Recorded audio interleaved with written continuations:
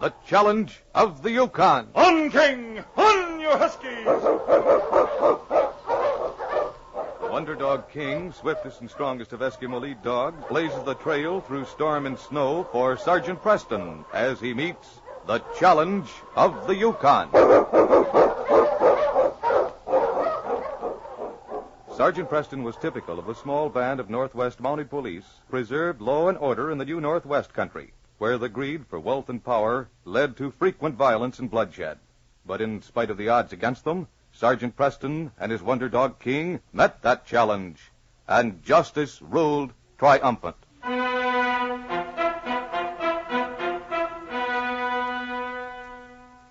Annie Jones had passed the half-century mark, but years of hard living and work in the Yukon country had made her as tough and rugged as an old oak tree. She sighed luxuriously as she stretched her feet in their rough wool socks toward the stove in her small cabin, and then began her usual imaginary conversation with her dead husband. Well, Jim, put in a big day's work today. If I keep working, I'll soon have enough to go back home and buy that house we planned for our old age. But I ain't so keen about it now that you ain't here no more. Sometimes I think I might stay right here in the Yukon the rest of my life. Spring's here. The snow will be gone in a few weeks. I can't... Excuse me, Jim. Come in. Hello, Annie. Oh, hello, Sam. Come on in. Who's that with you? You remember Nate Roberts? Hello, Annie. Oh, sure, Nate. I was just wondering whether it was someone I'd have to put my shoes on for. Pull up some chairs and sit. Sure.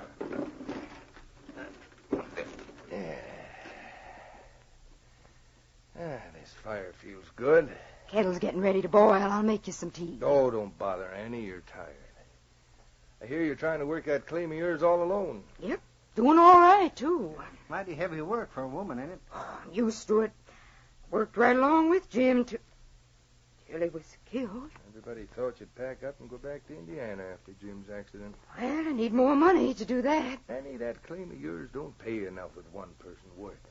It ain't much good. That's where you're wrong. Jim and I always had faith in that claim. Now it's working out. Yeah. Thinking of selling it? Nope. I've been hitting richer pay dirt lately, and I got a funny hunch that it's going to get better. Hey, is that someone else coming? Take a peek out the window, Nate. Sounds like a dog team. Yeah. Sergeant Preston, Mountie. Preston? Oh, good. I ain't seen him since before Jim died. Guess I better put my shoes on. He always looks so spick and span. Well, we gotta be running along, Annie. Come on, Nate. Why don't you stay a while? I'll make some tea. We and got some business to tend to in town. Yeah, just thought we'd stop in and see how you was doing. Well, I'm doing fine. Thanks for stopping. Bye. Bye. Hello, Sergeant. How are you, Sam? Hello, Nate. Hello. Come on in, Sergeant. Bring that dog of yours. Ain't seen him in a coon's age. How are you, Annie? Come on, King. Hello there, King. Nice fella. Quiet, boy, quiet. Sit right down, Sergeant. You're just in time for some tea. Thank you, Annie. I was sorry to hear about Jim. They told me about it in town. It was awful sudden. I ain't quite used to it yet. I keep thinking he'll come in any minute. Just happened a little over 2 weeks ago. Well, what actually did happen? A cave-in on the ridge leading beside the river. He was alone. He found a place where the rock had loosened. He must have stepped on it and gone over the edge somehow. The ice had just broken up in the river, and I guess he hit his head on a piece of it. Found his body about 50 feet downriver, caught in some branches at the side of the stream. You planning to stay here, Annie? Yep. Sam and Nate was just asking me. They seem to think I'd pull out now that Jim's gone. Of course, it's kind of lonesome. Come here, King. Now, if I just had a dog like you around... Annie, would you like to have a dog? I sure would.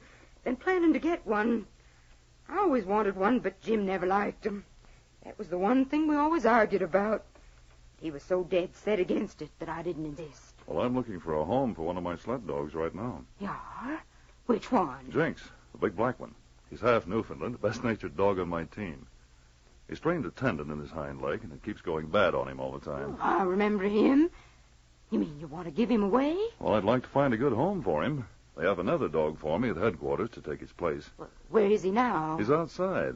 Had to bring him home on leash, tied to the side of the sled. I'd sure like to have him, if he's friendly. I'll bring him in, Annie. If you like him, I'll leave him here with you. Just stay here, King. I'll be right back. Come here, King. That dog is half as nice as you. It'll sure be a pleasure to have him. Come on, Jinx. Think we found a home for you, fella. Well, here is Annie. What do you think of him? Oh, he's beautiful.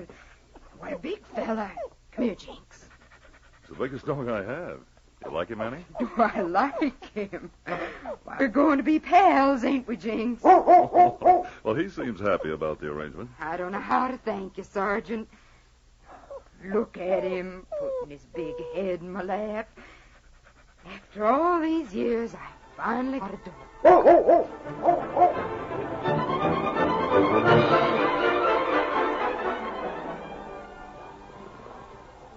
Sam, guess your scheme didn't work as well as you thought it would. You old fool. I never thought she'd try and mine that claim by herself after Jim was gone. Thought she'd give it up, go back to the States. If she keeps digging, she's liable to find out just how valuable it is. Looks as if we went to a lot of risk for nothing. Well, I ain't giving up now. She's dead set on working it herself. She ain't a woman who'll scare easy. You can tell that by looking at her. I wasn't thinking of scaring her. Jim had an accident. Ain't no reason why she can't have one, too. But you wouldn't want to hit her over the head the way you did Jim. She's a woman. It's bad enough to hit All a man. right, then. If it bothers your conscience, we'll just push her off the ridge into the river. Suppose you think drowning's easier. I'm afraid of it, Sam. It's too risky. Well, it ain't risky at all. Annie has to go that way every day on her way to the claim. We'll tell everybody we're going to town. We won't be around here when it happens. And we won't be back for 3 days afterwards. Why 3 days? We better stay away longer than that. Let somebody else take over that claim. We got to be here to watch our interest. Nobody else knows it's valuable. After Annie dies, somebody's liable to go snooping around. And you let me handle this. Tomorrow we'll pretend we're leaving town. In fact, we will leave town, but we won't go far away. We'll camp up the river for a week. And then Annie'll meet with an accident.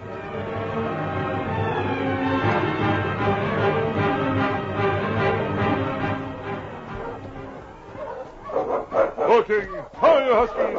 Hello, Annie. Aren't you out pretty early this morning? Hi there, Sergeant. Didn't expect you back here this soon. Well, I made a quick trip. I can cover a lot of ground in a week with this dog game. Well, hello there, Jinx. How do you like him, Annie? Oh, he's the most wonderful dog I ever saw. And he sure likes to eat. Oh? Speaking of eating, Sergeant, why don't you come and have supper with me today? Then I can show you some of those things I taught this dog you gave me. Well, won't you be too tired after working all day? No, I'll just give you pot luck. Jinx and I are going to the claim right now, and we'll be back just after dark. You'll be here by then. Ain't got a watch. That's why I have to go by the sun. All right, Annie. Thanks. I'll be seeing you.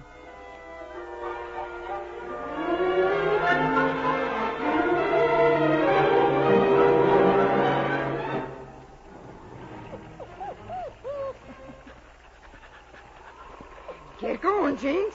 It's so black I can hardly see in the dark. Late. Sergeant Preston will be waiting. I didn't realize the time was passing so fast. Hey, what you after? Seen a rabbit or something. Hello there. Who is it? Rabbit. Let me go. Sam, stop. Push her over. No. That takes care of her. I wonder what she's yelling. Sounds as if she was calling Jim. Maybe she thinks her dead husband can save her. Listen. I guess that's the end of her. She won't stand a chance in them rapids. Let's get out of here fast. Back the way we came.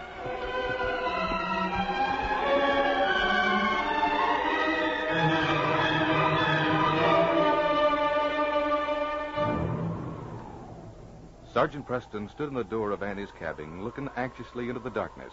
His dog, King, stood beside him. She should have been here long ago. Wonder if we ought to look for her, boy. What is it, fella? Do you hear her? Yeah, it's coming now, I guess. Sounds like Jinx. Annie, that you? What? It's Jinx, all right. Well, where's Annie? Come here, Jinx. Why, fella, you're soaking wet. What's this caught under your collar? A mitten. A wet mitten. Annie. Come on, Jinx. Go back, fella. Find Annie. Come on, King.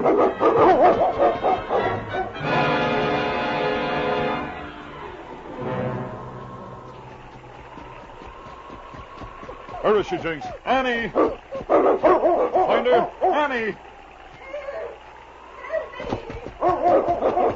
Annie, it's Preston. Where are you?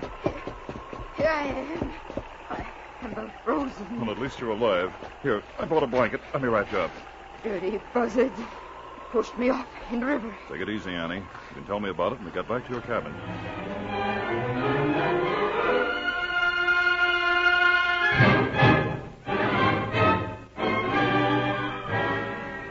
It's a miracle you weren't killed, Annie. Yeah, I wouldn't have been. It hadn't been for Jinx. I yelled for him with the last wind that was left in me. Lucky for me. He must have been at the edge of the river bank, and the river swept me right past him. Jumped in and swam out to me, and I grabbed him. That water was rolling around me like a tumbleweed in a tornado. Jinx is almost as big as a horse, and somehow he got me into shore. Did you send him home? Yep. I knew you'd be here for supper, so I stuck my wet mitten under his collar and told him to go home. I sure got bruised up in them rocks. Couldn't have got here alone. We know now that Jim's death was not an accident. Sam and Nate wanted that claim. Funny. Certainly ain't a rich enough one to commit murder for. Maybe they know something about it that you don't. I wish I knew what it is. We may be able to find out soon, Annie. I'm going to take you into town and hide you for a few days. I'll spread the word that you're missing, and I'll keep an eye on Sam and Nate.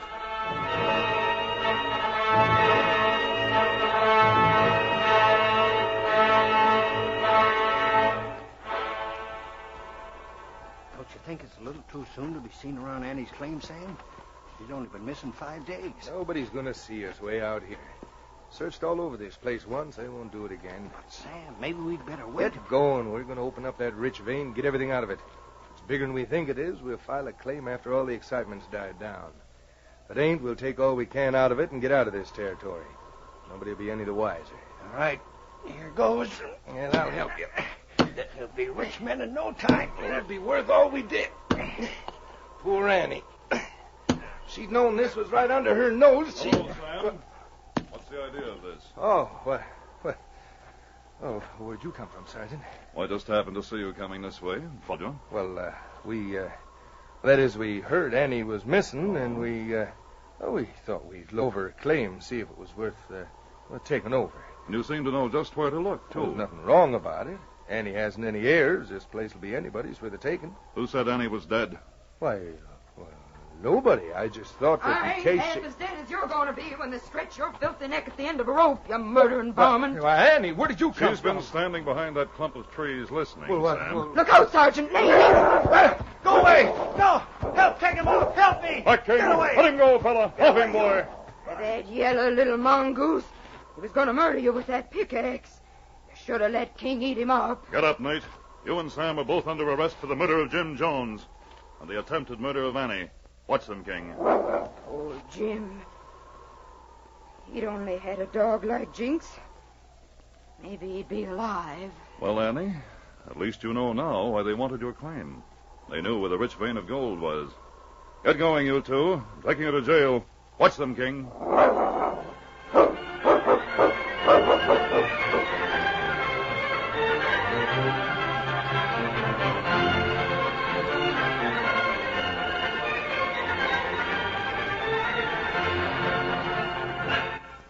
These copyrighted dramas originate in the studios of WXYZ Detroit, and all characters, names, places, and incidents used are fictitious.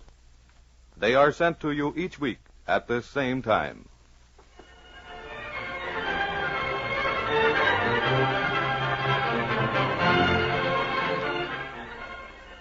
Hugh Holder speaking. This is the Michigan Radio Network.